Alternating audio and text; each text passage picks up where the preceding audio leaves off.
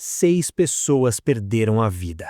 O cantor e comediante norte-americano Oliver Tree foi uma das vítimas de uma colisão aérea entre 2 helicópteros no Brasil. Tudo aconteceu em uma manhã ensolarada de domingo, em junho de 2026, quando o músico de 32 anos embarcou em uma aeronave no Rio de Janeiro. Ele era um dos rostos mais reconhecidos da internet e estava no meio da maior turnê de sua carreira: 7 continentes e mais de 70 shows. O artista tinha acabado de se apresentar em São Paulo e faltavam poucas semanas para a etapa europeia. Ao decolar, Oliver não tinha motivos para suspeitar de que algo daria errado. Porém, sobre a zona oeste do Rio, pouco antes das 9 da manhã, um segundo helicóptero cruzava exatamente o mesmo trecho do céu. Em um instante que ninguém conseguiu prever, as 2 aeronaves convergiram para o mesmo ponto no espaço. Nenhuma delas resistiu ao impacto. Esta é a história da colisão aérea no Rio de Janeiro, o acidente que tirou a vida de Oliver e de outras 5 pessoas. Quem navegou pela internet nos últimos 10 anos certamente já cruzou com o rosto dele. Nascido em Santa Cruz, Califórnia, em 1993, Oliver estourou em 2016 no aplicativo Vine. Na plataforma, ele dava vida ao personagem Turbo, que exibia um corte de cabelo estilo tigelinha, roupas largas dos anos 80 e um humor ácido e impassível do qual era impossível desviar o olhar. No mesmo ano, ele lançou o primeiro grande sucesso musical, When I'm Down. Um ano depois, assinou contrato com a Atlantic Records. A comédia da internet abriu portas para uma carreira musical sólida. O artista lançou 4 álbuns e o mais recente, Love You Madly, Hate You Badly, havia saído apenas 2 meses antes do acidente. Músicas como Life Goes On e Miss You acumularam centenas de milhões de reproduções. Ele conseguia ser músico, comediante, diretor e personalidade da internet ao mesmo tempo, e essa era a grande sacada. O visual excêntrico era uma piada, mas o talento por trás dele era indiscutível. Os fãs adoravam o mistério de nunca saber onde terminava o personagem e onde começava o artista. Até que no meio do ano, essa trajetória o trouxe ao Brasil. Após cumprir a agenda de shows, ele decidiu aproveitar alguns dias de folga no Rio de Janeiro. Nos dias que antecederam a queda, o cantor publicou vídeos animados da cidade para os seus milhões de seguidores. Para entender a dinâmica do acidente, é preciso imaginar o cenário do céu carioca. O Rio de Janeiro é uma das cidades com maior tráfego de helicópteros do mundo, uma demanda moldada pela própria geografia local, de montanhas, praias, bairros densos e o Cristo Redentor observando tudo do alto. Voos panorâmicos operam o dia todo levando turistas pelo Pão de Açúcar e pela Orla, enquanto voos privados conectam a capital aos resorts das ilhas do litoral. Naquela manhã de domingo, 2 helicópteros específicos estavam no ar. Um era o modelo Bell Jet Ranger e o outro um Aeroespaciale Esquilo. Ambos são modelos de pequeno porte, monotores e amplamente utilizados no mundo inteiro para voos fretados e turismo. Os registros da aviação brasileira confirmam que as 2 aeronaves estavam devidamente documentadas e autorizadas a voar. Os helicópteros partiram de pontos distintos. Um decolou de Angra dos Reis e o outro saiu de Jacarepaguá, um aeródromo na zona oeste do Rio. As autoridades informaram que as decolagens seguiram estritamente as normas vigentes. O Jet Ranger estava mais cheio, transportando 5 pessoas, o piloto Alexandre Souza e 4 passageiros, entre eles Oliver. Já o segundo helicóptero, o Esquilo, era ocupado apenas pelo piloto Charles Marciak. Eram 2 aeronaves e 6 pessoas em uma manhã comum, em um local onde esse tipo de voo acontece diariamente. Por volta das 8h59 do horário local, os 2 helicópteros sobrevoavam o bairro do Recreio dos Bandeirantes. Abaixo deles, a rotina seguia normal em uma avenida movimentada e em um quarteirão residencial e comercial de classe média. Naquela quadra funcionava uma concessionária de veículos com o pátio repleto de carros 0 km. Ninguém no chão tinha motivos para olhar para o céu, até que no espaço aéreo acima do estabelecimento, as aeronaves colidiram. A colisão no ar é um dos cenários mais temidos da aviação. Isso acontece porque helicópteros de pequeno porte e aviões leves dependem essencialmente da separação visual. Não há um controlador em terra monitorando o espaçamento entre eles da mesma forma que se faz com grandes jatos comerciais. Os pilotos precisam observar as janelas, identificar o tráfego ao redor e desviar. O método funciona na quase totalidade das vezes, mas quando falha, a tragédia se consolida em menos de um segundo. Uma câmera de segurança da região registrou o momento em que uma das aeronaves despencava.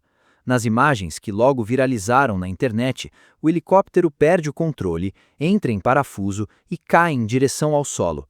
Uma das testemunhas, que trabalhava em uma borracharia próxima, relatou ter olhado para o alto e visto uma das aeronaves já em chamas. Outra pessoa que presenciou o acidente afirmou ter visto uma vítima saltar de uma das cabines antes do impacto com o chão, um relato classificado por ela como aterrorizante. Não havia nada que pudesse ser feito. Os dois helicópteros caíram no terreno da concessionária, atingindo pontos separados por uma distância de aproximadamente 100 metros. O Jet Ranger explodiu imediatamente ao tocar o solo do pátio, iniciando um incêndio que se espalhou por cerca de 20 veículos. A situação foi agravada pelo fato de os automóveis atingidos serem modelos elétricos. As baterias de lítio não queimam como os tanques de combustível convencionais. Quando entram em combustão, liberam gases altamente tóxicos e geram um incêndio significativamente mais quente e difícil de controlar do que o fogo em um carro comum. As chamas foram difíceis de conter e encheram o quarteirão de fumaça tóxica. O segundo helicóptero, do modelo Esquilo, não pegou fogo, mas caiu a cerca de 100 metros de distância. A aeronave parou de cabeça para baixo, com o trem de pouso apontado para o céu. O impacto espalhou destroços por uma área imensa, com peças de ambos os veículos sendo encontradas a mais de 100 metros do local. Uma parte da cauda foi parar até no telhado de um prédio vizinho. A resposta das autoridades foi imediata. Cerca de 45 profissionais de emergência e 15 viaturas correram para a cena, bloqueando uma faixa da avenida para viabilizar o resgate. Por volta das 10 da manhã, pouco mais de uma hora após a colisão, o incêndio já estava sob controle. As equipes começaram então a vasculhar os destroços em busca de vazamentos de combustível. No entanto, àquela altura, já não havia mais nada a ser feito. Todas as 6 vítimas a bordo dos 2 helicópteros haviam perdido a vida. Em uma tragédia como essa, é fácil focar apenas nos nomes famosos, mas 6 vidas foram interrompidas naquele quarteirão. Cada um deles tinha uma história e pessoas que os aguardavam.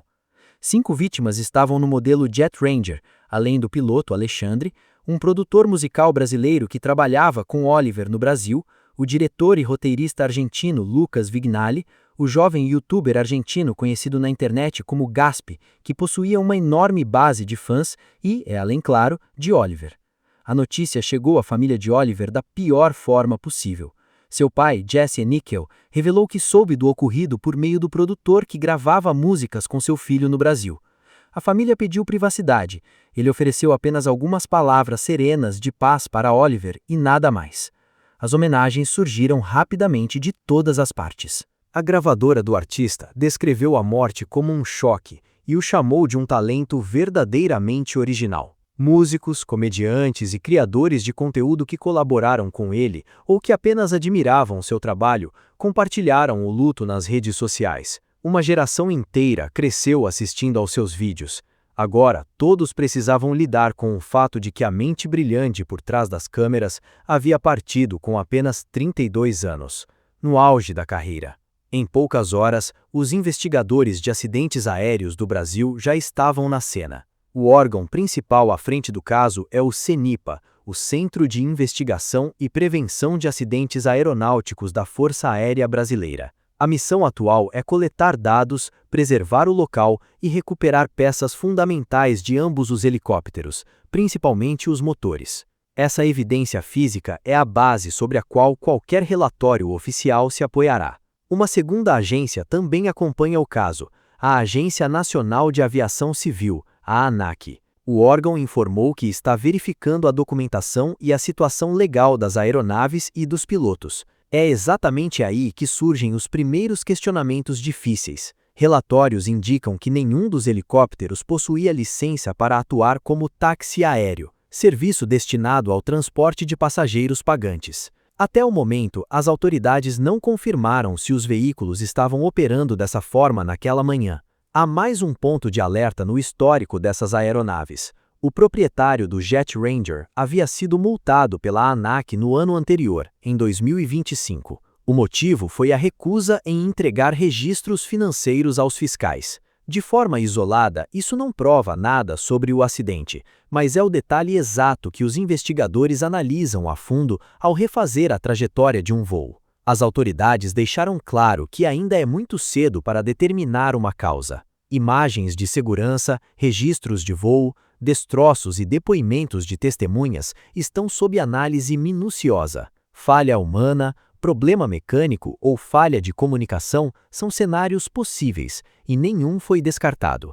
A ANAC também emitiu um alerta contundente, recomendando que todos os passageiros de pequenas aeronaves privadas verifiquem o histórico da empresa e do veículo antes de embarcar.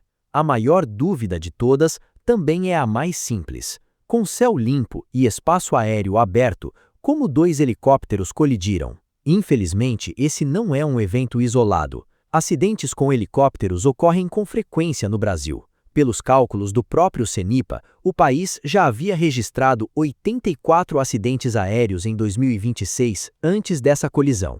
O impacto aponta para um dos problemas mais antigos da aviação, evidenciado na prática. Quando aeronaves de pequeno porte dependem exclusivamente do contato visual para manterem distância, o sistema funciona bem apenas até o instante em que ambas ocupam o mesmo espaço simultaneamente. Sobrevoando uma cidade com tráfego de helicópteros tão intenso quanto o Rio de Janeiro, essa margem de segurança é muito mais estreita do que parece para quem observa do chão. Independentemente da conclusão futura do CENIPA, o resultado daquela manhã de domingo já está selado. 6 pessoas planejavam voltar à terra firme em menos de 1 hora, mas nenhuma delas voltou para casa. A causa, contudo, ainda não. Não existe relatório final nem motivo oficial nomeado. A investigação está apenas no início e uma resposta definitiva provavelmente levará meses. Se você gostou desse vídeo, não se esqueça de curtir, compartilhar e se inscrever no canal. Para mais conteúdos como esse, clique no próximo vídeo que está aparecendo na sua tela agora.